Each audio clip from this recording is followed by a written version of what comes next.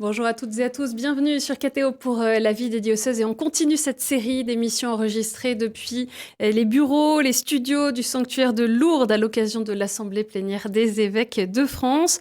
Comme chaque semaine, nous partons à la découverte d'un territoire, d'un diocèse et de son évêque. Et aujourd'hui, direction le département de l'Hérault en Occitanie pour parler du diocèse de Montpellier. Dans cette édition, on suivra la Halte Solidarité Guy de Montpellier, un espace au service des plus démunis. Et on découvrira le témoignage de Mélissa, baptisée à l'âge adulte et aujourd'hui elle-même accompagnatrice de catéchumènes. Quelques mots pour commencer sur le département de l'Hérault, un département d'Occitanie exposé au changement climatique. C'est un des départements les plus attractifs de France, en particulier pour les jeunes, avec un pôle étudiant important à Montpellier, et pour les retraités également. Le tourisme et l'administration tirent vers le haut l'emploi, mais malgré ce dynamisme, le taux de chômage moyen de la population reste élevé, avec une vraie précarité d'une partie des habitants et d'importantes fragilités sociales. Pour parler du diocèse de Montpellier, je reçois aujourd'hui son archevêque, Monseigneur Norbert Turini. Bonjour Monseigneur. Bonjour Honorine.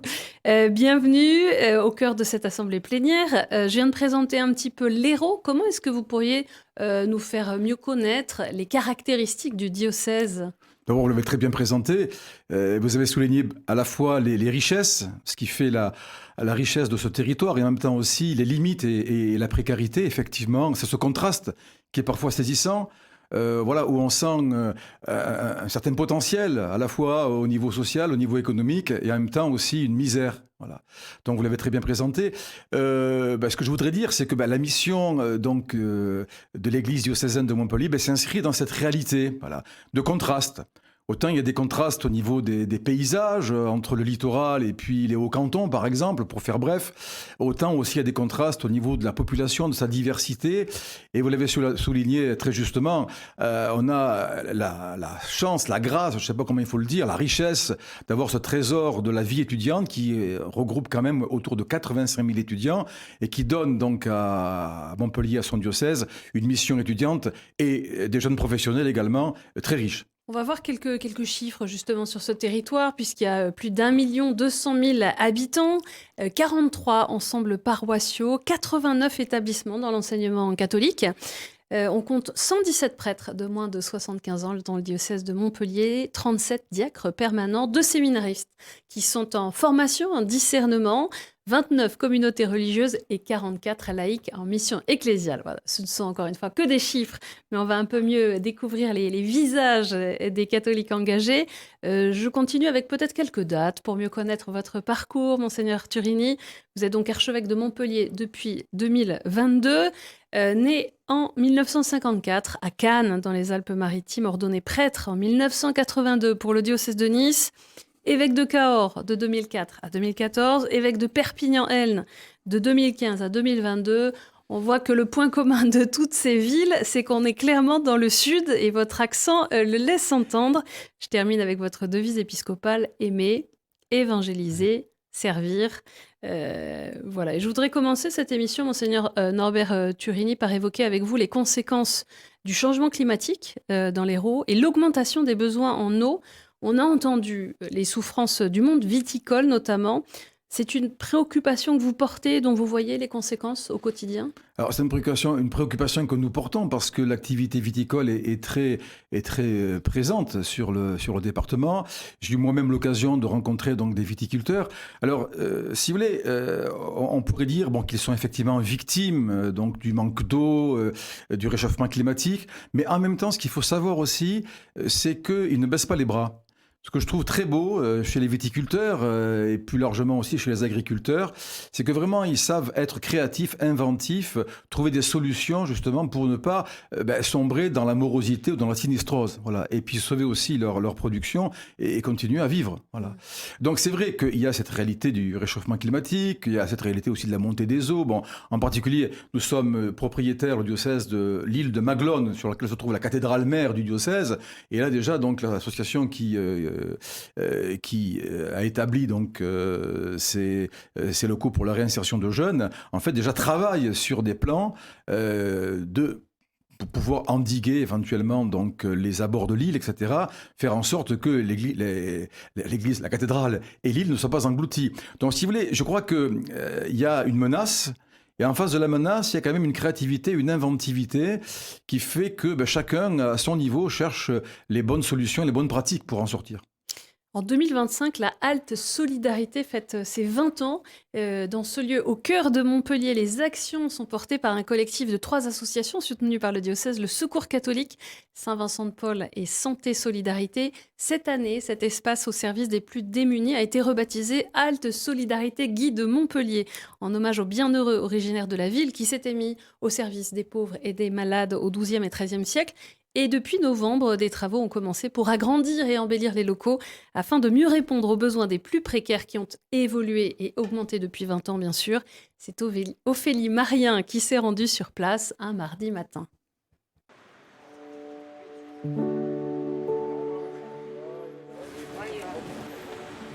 Messieurs, bienvenue. À 8h30, la Halte Solidarité Guide de Montpellier ouvre ses portes. Chaque matin, près de 150 personnes vivant à la rue peuvent y bénéficier d'un petit déjeuner proposé par le Secours catholique pour 10 centimes. Jean Bernard, habitué des lieux, est bénévole depuis quelques mois pour aider à la distribution de ces petits déjeuners. Merci monsieur. Donc on sert un petit café, juste pour la forme, mais on sert en même temps les gens. Là c'est le thé et le chocolat, café au lait, et avec le ticket, on le repas du petit-déj. Pour les gens qui n'ont strictement rien, c'est à la fois un endroit où se poser, discuter, se restaurer, garder un peu de dignité, quoi, tout simplement. Et c'est bien pratique, ça dépanne beaucoup de gens, surtout avec l'hiver qui arrive. Pendant ce temps, en cuisine, d'autres bénévoles s'activent pour préparer le déjeuner solidaire de la Société de Saint-Vincent-de-Paul, qui doit être prêt avant 11h30. Il y a des pâtes, il y a tagliatelle et puis des coquillettes ou du riz. Donc c'est pour 2 €. C'est la seule condition que l'on demande. On a des entrées, plats, desserts. Et donc c'est très copieux. Une aile du bâtiment est consacrée à des consultations médicales gratuites, proposées par des infirmiers et médecins bénévoles comme Philippe. En même temps, je prends la température, on va voir s'il y a un lien avec le... On est à peu près 10-12 médecins, à peu près autant d'infirmiers ou infirmières. Donc ce sont des gens qui viennent ici, qui ont besoin d'une écoute, d'un avis médical, d'un traitement, d'être pris en charge, quoi. 630 personnes ont pu bénéficier de ces consultations gratuites en 2024. À Montpellier, les besoins vont croissant. Entre 2020 et 2024, la Halte Solidarité a connu une augmentation de sa fréquentation de 58%. Ce lieu avait été conçu initialement pour accueillir 100 personnes par jour. Or aujourd'hui, on est à plus de 200, 220 par jour. Donc on ne peut plus faire face en termes de locaux. Et puis également aussi, ce lieu maintenant, il a 20 ans. Et donc c'est vrai que qualitativement, il faut que nous le fassions évoluer. Cet espace va connaître une restructuration avec le soutien du diocèse. On était très à l'étroit et il se trouve qu'accolé à la halte existante, il y a ce presbytère et l'idée était donc de donner ce presbytère à la halte pour que la halte puisse agrandir ses activités. Nouvelle bagagerie, douches et salles de consultation plus nombreuses, espaces dédiés aux femmes, ce sont quelques-uns des projets prévus pour la halte afin de toujours mieux accueillir les plus précaires et répondre à leurs besoins. Monseigneur Norbert Turini, on l'a vu avec l'évolution de cette Halte Solidarité qui s'appelle donc la Halte Solidarité Bienheureux Guide de Montpellier. Ça dit quelque chose de la façon dont les catholiques s'engagent au service des plus fragiles, des plus démunis? Mais d'abord, je vous dirais qu'à l'Halte Solidarité du Bienheureux Guide de Montpellier, on vit l'évangile, c'est l'évangile vivant. Voilà, on sent Jésus qui dit « J'avais faim, vous m'avez donné à manger, j'avais soif, vous m'avez donné à boire, j'étais un étranger, vous m'avez accueilli. » Voilà. Donc je crois vraiment, pour moi, c'est Matthieu 25, la solidarité. Et je regarde à chaque fois les reportages sur la halte avec beaucoup d'émotion parce que le premier geste que j'ai voulu faire en arrivant dans le diocèse, le tout premier geste, ça a été vraiment de me rendre d'abord et avant tout, avant de découvrir le diocèse, à la Halte Solidarité, pour marquer quand même que c'était une priorité dans mon épiscopat, quoi. D'où les projets, effectivement, d'agrandissement de la halte, hein, qui a besoin, le président du Secours catholique l'a dit, et qui accueille maintenant plus de 200 personnes, donc il y a besoin d'espace plus grand, quoi. Et puis, ce qui est très important aussi, vous l'avez senti peut-être dans le reportage, c'est le fait qu'un accueilli devient accueillant. Et ça, c'est important parce que ça rentre aussi dans la droite ligne de l'Évangile, c'est que chaque personne doit avoir le sentiment d'exister pour elle-même, que chaque personne a un rôle à jouer, qu'à chaque personne on peut confier aussi une mission, voilà.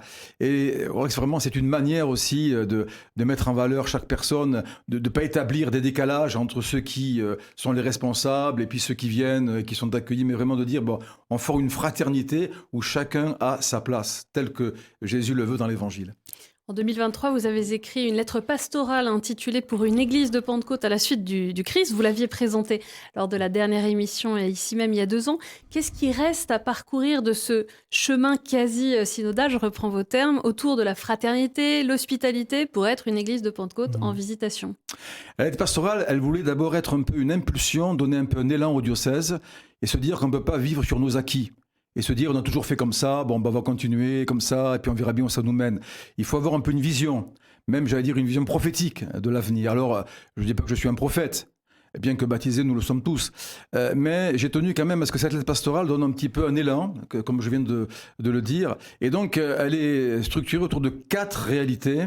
La fraternité, l'hospitalité, l'église de Pentecôte et la visitation. Rapidement, hein. Donc les 2 premières réalités, fraternité et hospitalité, c'est une manière aussi pour les communautés chrétiennes, paroissiales et plus largement les services diocésains, de faire un petit peu leur examen de conscience, quoi. Est-ce que nous sommes vraiment des communautés qui sont fraternelles, hospitalières? Est-ce que nous pratiquons une hospitalité fraternelle ou une fraternité hospitalière? Voilà. Donc de se remettre en question et de se dire où on en est. Parce qu'on a beau vouloir faire des plans sur la comète, si vraiment on ne se remet pas d'abord en question nous-mêmes, on n'avancera pas.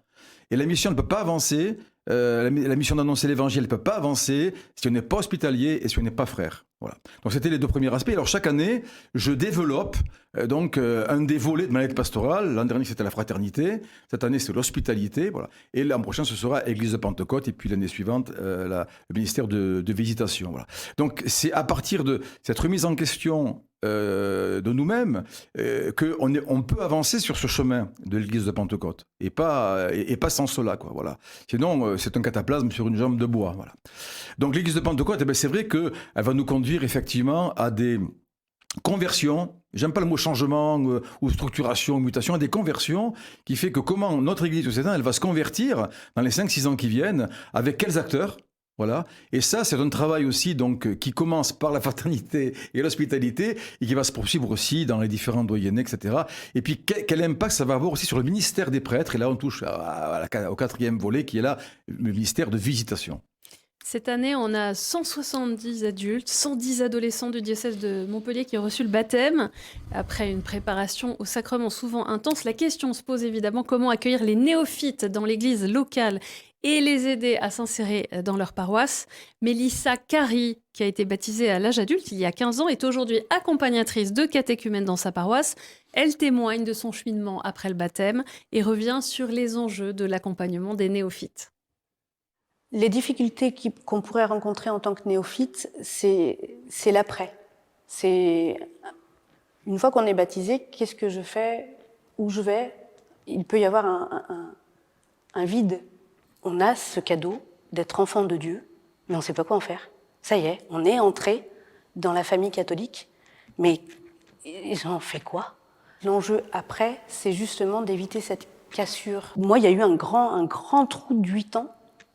Et c'est grâce au suivi du diocèse qui nous appelle après pour savoir comment ça va, comment ça s'est passé, ce qu'on a fait, que là j'ai eu envie de faire la confirmation. Il y a eu toute une restructuration ici et ici, et donc il a fallu un temps d'accordement entre ce que j'ai envie de faire et ce que je suis capable de faire. Et à partir du moment où tout a été accordé, eh ben, il y a eu la confirmation. Après la confirmation, il y a eu cet engagement avec les catéchumènes en tant qu'accompagnatrice. Donc là, ça va faire 5 ans.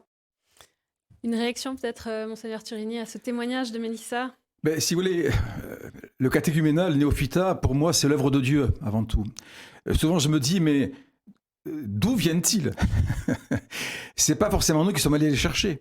Donc, ils sont venus. Alors, il y a plusieurs explications, on ne va pas rentrer dans le détail, mais c'est vraiment un don de Dieu à son Église. Et qui, pour moi, est aussi une réponse de Dieu à tous les bobos que l'Église connaît aujourd'hui, quoi, hein. Voilà, ils sont nombreux aussi.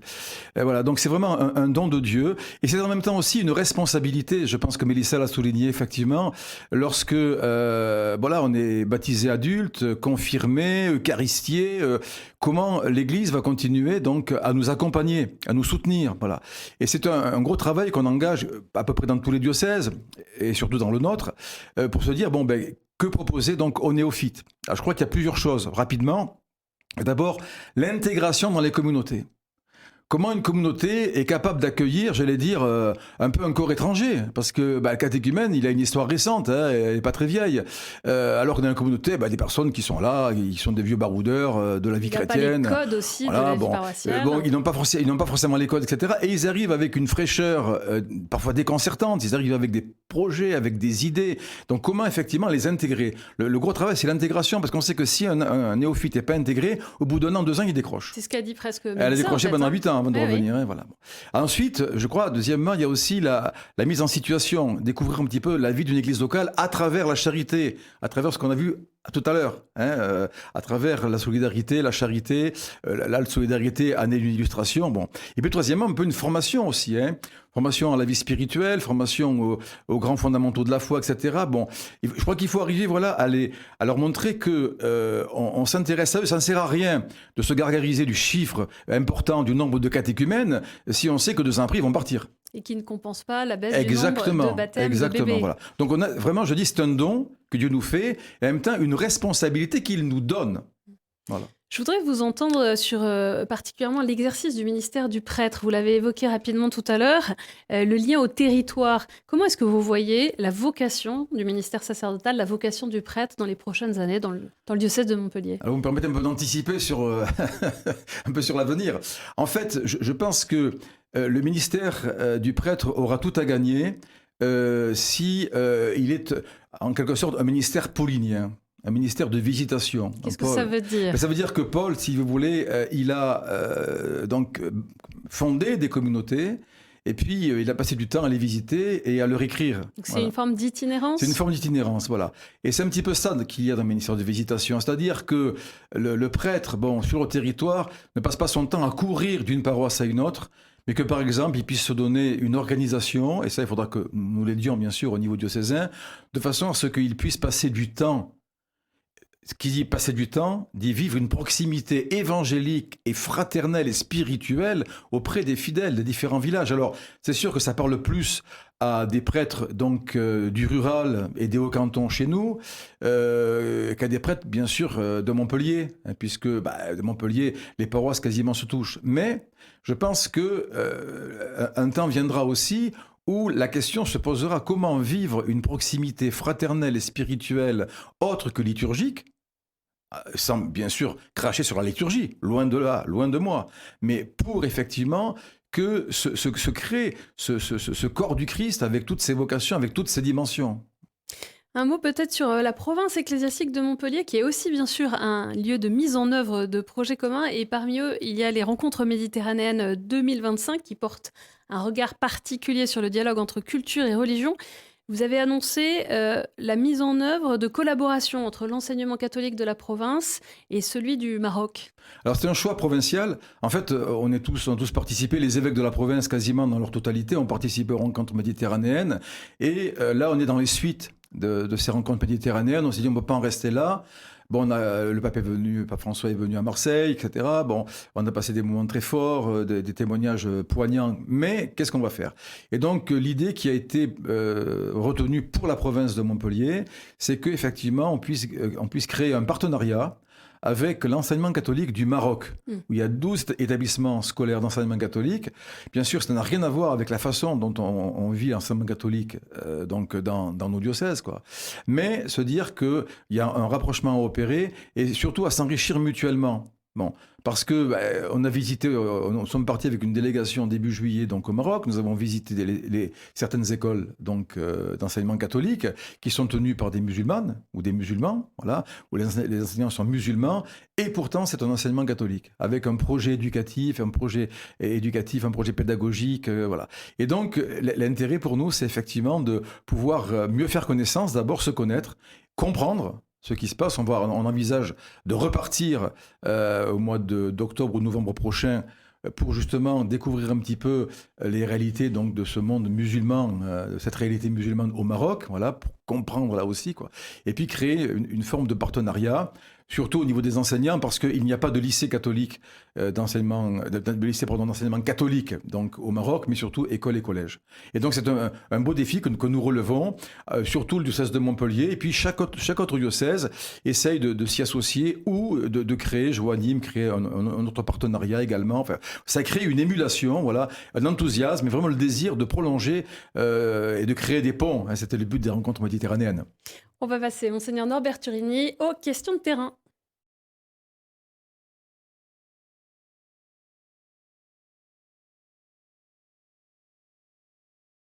On a une première question de Liam qui tient un salon de coiffure à Montpellier.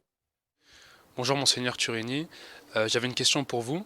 Qu'est-ce que vous envisagez? Parce que là on observe en ce moment un renouveau de la foi, un retour à la foi chez les jeunes. Qu'est-ce que vous envisagez pour accueillir ces jeunes? Ce renouveau de la foi des jeunes. Ben, je pense d'abord que c'est pas qu'une seule personne qui peut répondre à la question. C'est une église diocésaine, c'est une communauté. Bon, je crois que l'important, je connais bien Liam, l'important, si vous voulez, c'est qu'ils sentent d'abord et avant tout que l'église leur ouvre ses bras. Que deux, elle les aime tels qu'ils sont et comme ils sont avec leur histoire personnelle, qui est parfois une histoire un peu chahutée. Voilà. Et donc, voilà, je crois que c'est deux aspects déjà importants, c'est-à-dire que voilà, que l'Église ouvre ses bras, qu'elle les accueille et qu'elle les aime, voilà. Et puis qu'elle n'ait pas peur, voilà, de leur annoncer la beauté et la joie de l'Évangile, qu'on puisse la partager aussi entre nous. Je crois qu'il y a d'abord une question effectivement vitale, quoi, d'accueil, d'ouverture, qu'ils sentent qu'ils nous intéressent, qu'on s'intéresse à leur vie et qu'on les aime tels qu'ils sont. On a une autre question un peu spécifique de Monique de la paroisse des disciples d'Emmaüs à Montpellier. Bonsoir Monseigneur. Pourriez-vous donner un éclairage sur l'appartenance à la franc-maçonnerie et le fait d'être catholique, pratiquant? Franc-maçonnerie et catholicisme. Alors, je répondrai de la manière suivante. Dieu seul suffit. Dieu seul suffit, voilà. Bon, dans mon intelligence, dans ma réflexion, j'ai parfois du mal à voir comment faire coïncider ces deux réalités. Bon, si je suis chrétien, si je mets ma foi en Jésus-Christ, mort et ressuscité, sa grâce me suffit et je n'ai besoin de rien d'autre. Voilà, c'est ma réponse. Après, c'est vrai que la réalité sur le terrain, c'est que je suis persuadé que dans mon quotidien, je rencontre beaucoup de personnes francs-maçonnes que je ne connais pas, puisqu'il y a une certaine discrétion, si vous voulez, sur cet engagement-là, quoi. Sur cette philosophie-là, peut-être il vaudrait mieux dire. Mais voilà, moi je pense que ma réponse, c'est celle-là. Dieu seul suffit. J'ai pas besoin de quelqu'un d'autre pour combler ma vie. Et moi, j'aurais une dernière question. À la fin de cette émission, Monseigneur Norbert Turini, on entre dans le temps liturgique de l'Avent et c'est bientôt la fin de l'année jubilaire de l'Espérance. Dans quelle orientation du cœur peut-on commencer cette marche vers Noël? Pour moi, je trouve que le temps de l'Avent, c'est le temps de l'espérance. C'est le temps qui nous rappelle que le plus beau reste à venir. Et ce qui reste à venir toujours, et encore, ou encore et toujours, c'est vraiment la venue du Fils de l'homme, la venue du Fils de Dieu, qui vient pour nous sauver, qui vient prendre chair dans notre chair, qui vient nous dire la proximité justement de Dieu pour nous, qui vient nous dire que voilà, Dieu aime le monde, il a tant aimé le monde, qui a donné son Fils unique. Il n'aime pas uniquement que les bons chrétiens, les bons pratiquants, les bons croyants, mais il aime ce monde. Et c'est une espérance folle de mettre notre foi en ce Dieu qui vient et qui va venir et revenir à Noël, voilà, et nous remplir de la joie de Dieu, nous remplir de ce bonheur, et qui vient dans l'humilité et la pauvreté pour rejoindre nos faiblesses, nos pauvretés, notre humilité.